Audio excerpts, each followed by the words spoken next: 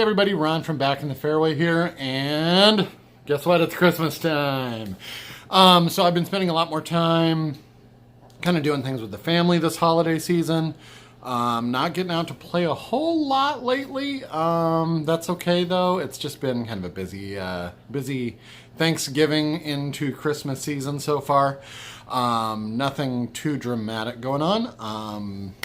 But since I have been spending more time at home, I've had a little bit of a chance to kind of catch up on my YouTube vlogs and kind of watch and see what other people are doing. And I have to admit, I came across one that kind of blew me away. I started watching the holiday gift guide kind of things, and I noticed an overwhelming amount of non-gear purchase recommendations, I guess is a good way to put it. But what it basically was is these reviewers saying it is a bad time to purchase golf gear. And if you know the history of this channel and the blog and what kind of led up to doing it, originally I started doing this as a golf on a budget kind of information site. Finding deals, cheap ways to practice, getting deals on gear. All of that was part of the original Back in the Fairway message. Now, that said, I kind of have to fully disagree with their expertise here.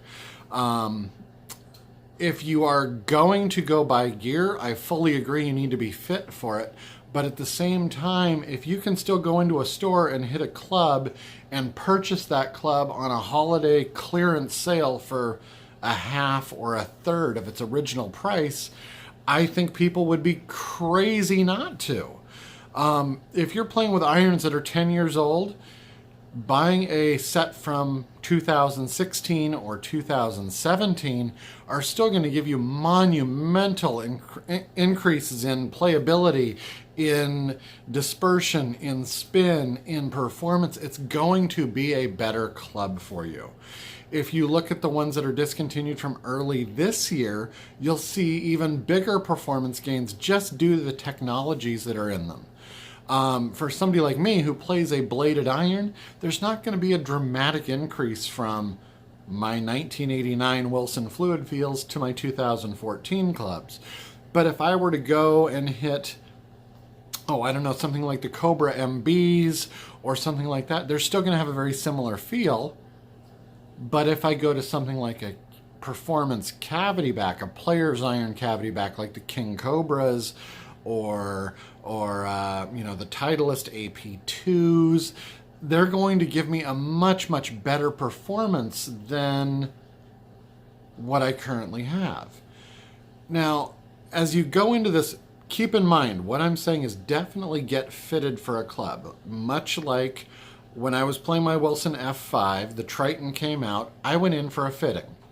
I got fitted, I got my stats, I got my numbers, I knew exactly how to set up the club, but the $450 price tag was too much for me to justify the 7 or 8 yards that I picked up in distance. Half a club doesn't really gain me much on most courses when I'm hitting wedges into them to start with. So, as the Triton price came down to about the $100 mark, it made it a real easy purchase option for me at that point. $100 spread over 10 rounds is $10 a round. That's less than $1 a shot for that half a club. I'm okay spending that money. Now, what I'm getting though is don't go buy these things on clearance. Even though this club is $80 or $100 on clearance, it's a quarter of what it started out. Performance gains from that club to a new Taylor M3 are going to be very minimal for me. Now, if you look at that and do the same thing, if you look at your game and go, where's my weak spot? I need some new wedges. You can go in and pick up a set of the Callaway, the Mac Daddy 3s, I think is what they're called, for about half of what they were new right now. Sure, the new ones are out, but that doesn't make the 3 any less of a great wedge. Cleveland has the same thing, RTX 3, RTX 4. Both fantastic wedges. 3s are on clearance. 4s are at full price. grab this gear while you can, especially on things like iron sets, especially on wedges, putters. These are all things you can take in and easily have them adjusted to your specs within, a couple of days. So if you bought an off-the-rack set of irons with the right shaft in them, and again, I'm not saying don't get fitted. I'm saying get fitted and then purchase and have them adjusted. But if you buy an off-the-rack set of irons that needs to be bent 2 degrees upright and have a 1/2-inch shaft extension put in, you're going to be spending, let's say the Cobra Forge Tech, I believe, or Forge, they were on clearance. They were $1,000. They're $549 now. You can put $100 into getting those fitted and still have a completely custom fit set of irons for $650. That's 2/3 of the original price. So before you write off buying a purchase or purchasing a set of clubs this holiday season, make sure you do a little bit of homework about what you can actually spend and what they actually cost, and what adjustments are available to you before you spend $1,200 or $1,300 on that new set instead of picking up that clearance set this holiday. Again, I'm not saying you can't go out and spend a whole ton of money on clubs. I'm not saying you should or shouldn't buy this or that, but it's one of those things where you know your game well enough to say, hey, I think I can benefit from some more forgiving irons. Maybe I should take a look at them.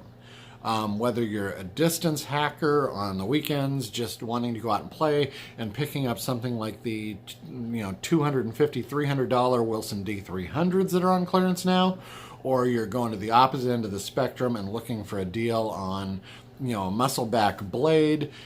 Deals are out there to be had, and they're there for the taking. So do a little homework, go out, get fitted for clubs. That's the first step you should do. Spend the $50, get on a launch monitor, take your current clubs, swing a couple of sets in store, get a really good feel for what's going to work better for you.